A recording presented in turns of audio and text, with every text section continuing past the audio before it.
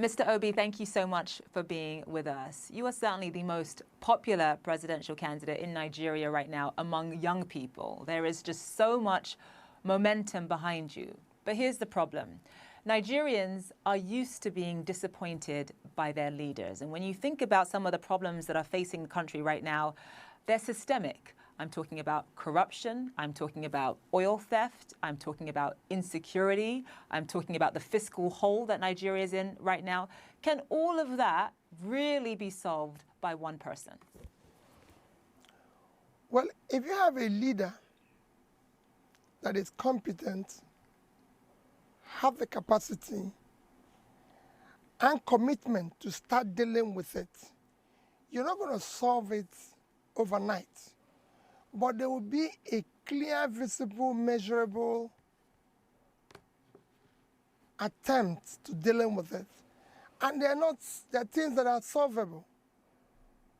They're things that can be dealt with decisively. But you have to have a leader that, if you look at what he's been able to do in the past, you can say yes. If indeed you do become Nigeria's next president. Nigeria, as you know, is broke. It is barely able to service its debt. It spends so much more than it earns. What are your plans? Just from a concrete perspective, what are your plans to take Nigeria's economy off of life support? Well, a variety of things. One is that you have to deal decisively with the issue of security. It's impacting negatively on your economy today. You have to deal with it head on, because you have to get your farmers to go back to farm and start ensuring that the vast land of the north are invested, are cultivated on. You have to start pulling people out of poverty as quickly as possible. You have to reduce aggressively cost of governance and deal with the issue of corruption. Anyone who knows anything about Nigeria knows that it has this embarrassing reputation of, despite the fact that it is Africa's largest oil producer, it imports refined fuel. What is your plan for transforming Nigeria's economy from a consumption economy to a production economy? Let me use the issue of oil, for example. There's no reason why our refineries cannot work. There's no reason why we should not encourage private sector to build refineries and operate them. And they're not rocket science. It can be done as quickly as possible. You can use today decide to remove the fuel subsidy, use the resources to support critical areas of production, from critical infrastructure to education to supporting investment in refinery, which will be, like I said, done within a shortest possible time. A lot of Nigerian presidents have come in and talked about revitalizing the manufacturing sector, investing in refineries, but change, as you know, has been very, very slow. Why is it going to be different with you? And what would you say were the biggest hurdles in making sure that all of the things that you've just listed come to pass? Well, what people need to do is to go and look at what I promised as a state governor when I said I'm going to turn around education, health, pull people out of poverty, bring sanity and civility in governance in Anambra State, whether that happened or not.